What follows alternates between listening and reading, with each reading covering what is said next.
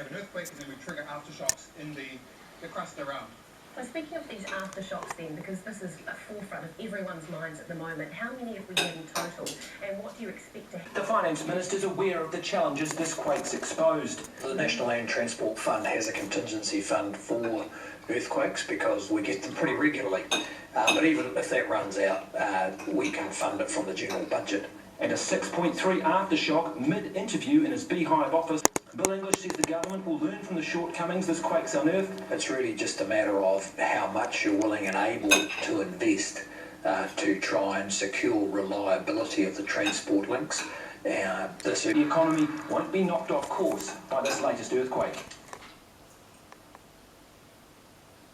Most of the produce and stuff is made in Auckland, so it's a truck down. Oh, there's been a massive earthquake at 12:02 a.m. in Hammer Springs on the South Island. It was a 7.5 and it could be heard, felt throughout the country. I heard the blinds rattling, then my bed was swaying as if I was on a ferry in a very rough sea. So for the time being, it seems that it's following that normal trend and dropping off. As of course, but it's very early days in terms of marking that trend and seeing how it follows past events. It'll take a couple of days for us to see that it truly is following the past trends. But for the time being, we're seeing that all of the aftershock activity we're seeing is normal. All right, for those of you in affected areas, here is some official advice. Stay off beaches and out of the water, even though tsunami warnings have been downgraded. Schools from North Canterbury to Wellington closed until buildings are assessed. Check with your local school about tomorrow. All trains in the North Island, south of Palmerston North and in the South Island cancelled until further notice. Wellingtonians warned to stay away from the central city because of danger from damaged buildings. And check social media and news reports for updates and make sure to share this information with family and neighbours. Well, the quake couldn't have come at a worse time for nervous students facing big exams. That story is coming up. While some had their tests cancelled, others had their exams interrupted by the tremors. Well, the quake struck at the most stressful time of year for high school students. It's not yet known how many are affected by today's postponement of scholarship and cancellation of NCEA exams. Parents of affected teens are being advised to offer extra support. Nicole Brenda reports. 2 full safety inspections assured Jenny Williams her school was safe for students, determined to sit their NCEA exams despite an unsettled night in the capital. They did breathing exercises and we really tried to calm them down and just focus them on some positives about sitting their exams.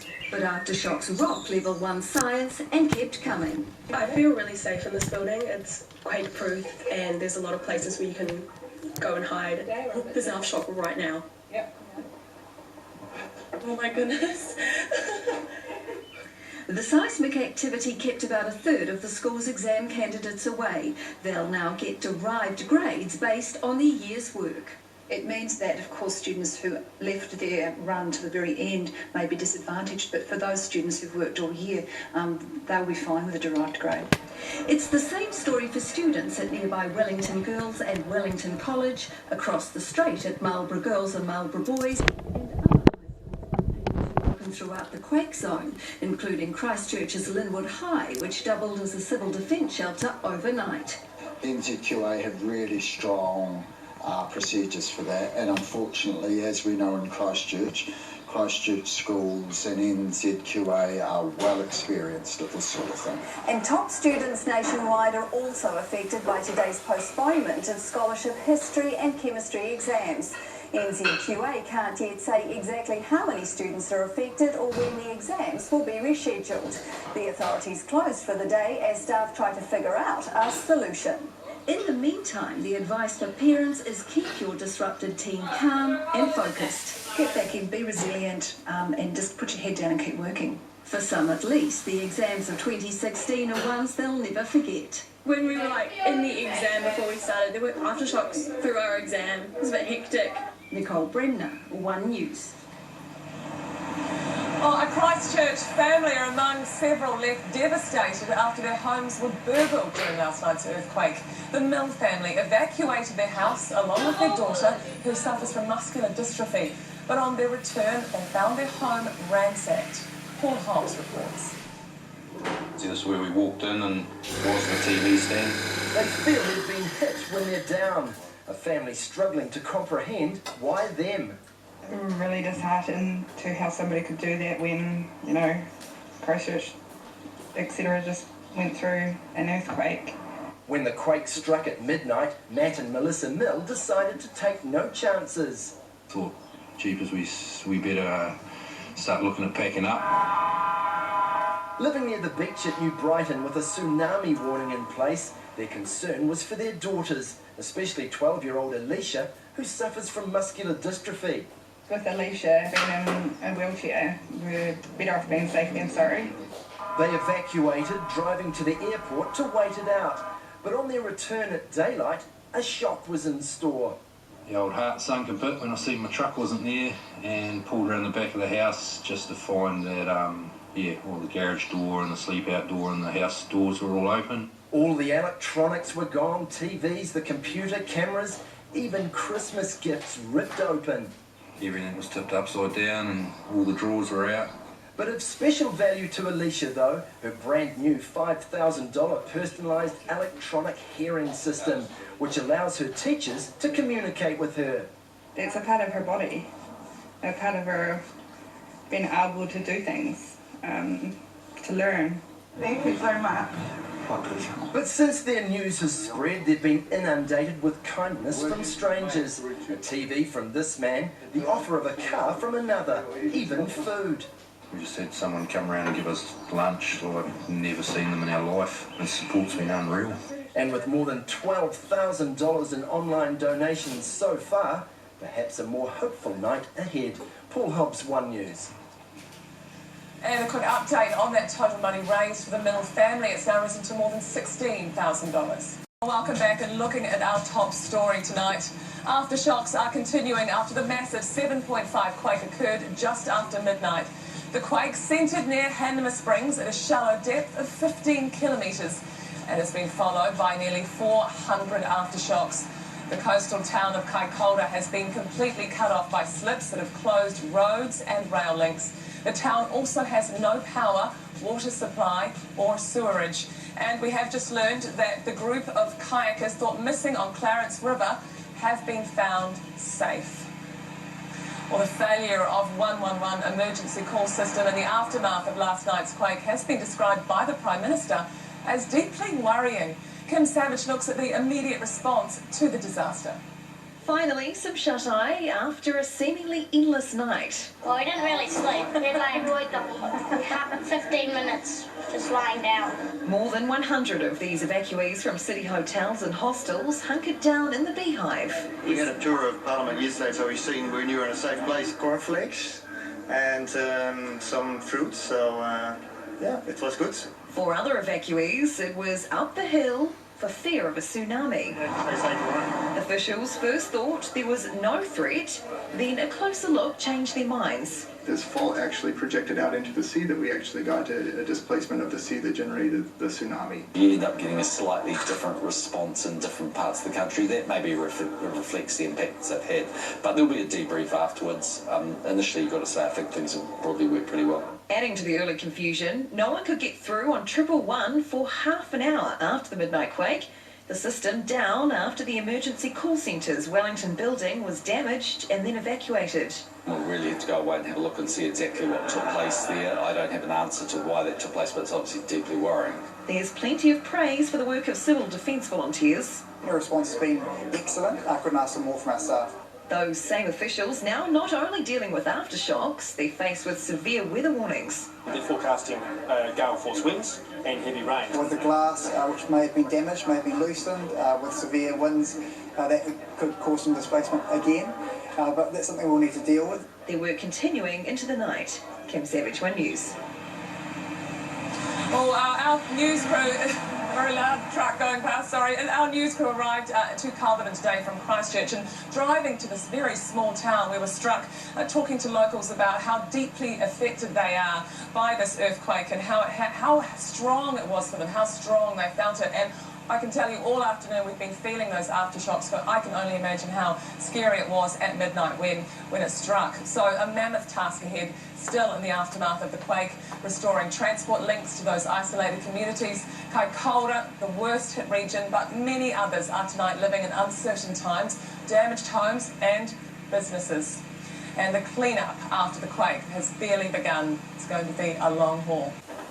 Arriving in Christchurch after days of test preparation in Nelson, but nothing could have made Pakistan ready for what happened last night. It was pretty scary, it really was. It was about midnight and everything just started shaking. We were on the 6th and 7th floor of the hotel there, and it was pretty scary. Sit tight, so your heart goes out to everyone in North Canterbury and everyone that's dealing with obviously quite a tough. Well, we'll be live from Kaikoura, Mike, and the aftershocks are continuing here. You might see a large dust cloud just behind me. We'll have the latest coming up at 7 sharp. And Wellington's also a city on edge. Our building was one of the buildings evacuated today, and as you can see, the capital city feels a lot more like a ghost town. Whoa! Under the doorway. This is like about 45 seconds of earthquake. The question is, could a supermoon really have triggered the earthquake? An expert with us to explain the likelihood of that or not. If your kids are feeling a little uneasy tonight because of today's events, we have advice from Nigel Latter on how to reassure them. And of course we've got to go to the capital. Turns into a ghost town as we've seen today. You meet the guys who kept rolling as many were left stranded on the streets. But we begin now at the epicentre of the deadly quake, Waiau, which is where Mike Thorpe has spent the day. He's now in Kaikoura, one of the worst hit areas, and he is with us now live. Mike, what's the situation where you are at the moment? Well, Tony, flying into Kaikoura today, it was pretty obvious the extent of the damage as we came up the coastal road. There were rocks as far as we could see and slips that seemed every sort of couple of hundred metres. And what that means basically is that Kaikoura is in total isolation tonight, both to the north and to the south. And that means anyone who's in town is not able to get out, and you can see a lot of them here at the moment. Cars, camper vans, makeshift camping grounds and tents have been set up. They're not going anywhere fast. And the best suggestion that we've found so far is that it could be up to 3 to 4 days before we'll see any clearance. The good news is that when we flew in with our pilot Bill today, he'd made his first flight this morning at around about 6:30, and I think we came in early afternoon, and he thought that the progress that they'd made already in those few hours was quite significant. So good news there, and long may that last. Now, as I say, Kaikoura is in isolation, but it's not the only town that's isolated and completely cut off tonight. We went to Waiau. This is our story. Waiau is used to isolation, but really like this. There's only two ways into Waiau at the moment. One's going the way that we're going, which is right here. By the looks of it, the bridge is open to pedestrian traffic. All three major routes in, either unreliable or impassable. So with nowhere to go, they came here. A good 10 families, but a lot of them are too scared to go home. Mary's the principal of Waiau School.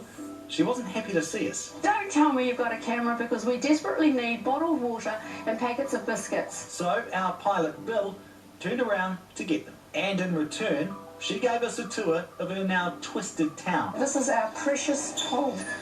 Come and have a look. This is our changing rooms. Totally down. The magnitude 7.5 shake cracked and emptied this pool in no time. The water would have been just under the rail. This morning? Yeah. Or yesterday? Yeah, yesterday. So that's leaked. So that's all leaked out. Thousands of litres in no time. So probably this paddock over here will be looking very lush. Across the road, the church was out of service. Got power? No. Cell phone coverage? No. Not at all. The power lines are down everywhere. Around the corner, homes that stood proudly yesterday stripped naked shortly after midnight. You look like you come off the foundations a bit too. Really? Mary's house wasn't spared either. It's looking a bit dire around here. This is looking a bit sad. Inside though, Mary was hopeful. Come on in, because you've got to promise not to break anything that might have miraculously survived. So you walk in. Come on. But even amongst the carnage, Mary's thinking of others. My beautiful house. We'll get the dinner rolling tonight. I'll then investigate the school. Because that's the difficult bit, isn't it? When you lose reception, you can't get the word out to anybody that you're okay. Under Mary's watch, I think they're fine. How's Mary going? Has she got this under control? Oh, yeah. They'll be here on her watch tonight. We'll just push everything back and put the mattresses in and go from there. But the bell at Waio School won't ring for a while yet. You know, if there's a way to sum up Kaikoura this evening and Waio as well, it's vulnerability. And that comes about when you don't have any communication and you're completely cut off. It is a real vulnerable feeling here, and certainly that's what we felt in Waio as well. Although there was one familiar face that touched down in Waio this afternoon. Yes. Well, Richie McCaw, obviously helping out those vulnerable people, Mike. What sort of job was he doing today? I'm not entirely sure, Tony, to be honest. I saw him touch down and rush off in all sorts of importance, and we had to get to Kaikoura very, very quickly. But I tell you what, they were happier to see him than they were me. Although once we brought supplies, we were back in the good books. Yeah, I bet you were. Just as well you went and got those bickies. Thanks, Mike. That's Mike Thorpe in Kaikoura this evening. Isn't it amazing? Like, leadership is leadership, isn't it? You see her? I mean, she's just like... She was cracking the whip, and good on her. There's nothing you can do about it for now, so you just get on with it and make the most of it, so good on you. As we've seen many times, of course, before, when adversity strikes, people come together and help. Sadly today, we heard this, I think it was about 7:30 this morning, for God's sake, this monumental disappointment it was to see reports of the looting, one of the reprobates taking advantage of others' misfortune, of course. But by far and away, the stories of caring people and their kindness have outweighed those shocking stories, and here are a few of them. Good morning, Pulsar FM. It is 1:45 this morning. 20-year-old radio DJ Mike Nicholas went straight to work on Christchurch's Pulsar FM station. I am trying to keep everyone up to date and keep everyone safe and all that sort of thing. He was on air for 2 hours by himself before backup arrived. Around the corner, Harley Jolly was woken by the quakes and wanted to help. The light bulb went off my head. I mean, I got the means to be able to help. I had a little bit of stock, so I just came down with what I had and passed out a few free coffees. He gave away 60 at the Linwood Emergency Centre before he ran out of beans. And the University of Canterbury Student Army was back on the front line. Not all damage is going to be physical. They put the call out for anyone needing help. Please feel free to contact our Facebook page and we will respond and see what we can do, contact our volunteer base and send out anyone we can to help. This trio from Koha Builders spent the day travelling around Kaikoura offering a hand. And finally, Willowbank Wildlife Reserve in Christchurch opened its doors to kids that had no school to go to. They had a day of stress-free fun for free. That's lovely. That is lovely. The exams I was thinking a lot about today, because you've got the kids in the exams at the moment, and of course for a while there this morning it was are we not, because you can't have some exams there and some exams over there because everyone's swapping information. And you and I argued a little bit about this, because I said there would have been some kids that would have been like wanting the extra study time, but for others they would have been desperate to get them out the way. You know, you get psychologically set for an exam, you've been working, NCEA, if you're in your level 1 year, it's your first major exams, you're set to go, and then all of a sudden it's... And there are kids who turned up at exams, started doing them, and then they said, oh, by the way, it's off. Like this super moon theory, I mean, we know this can't be true, but we're going to put it to an expert shortly. Plus, no doubt the kids a little bit unsettled tonight, of course, so coming up, Nigel Latta has some advice for parents.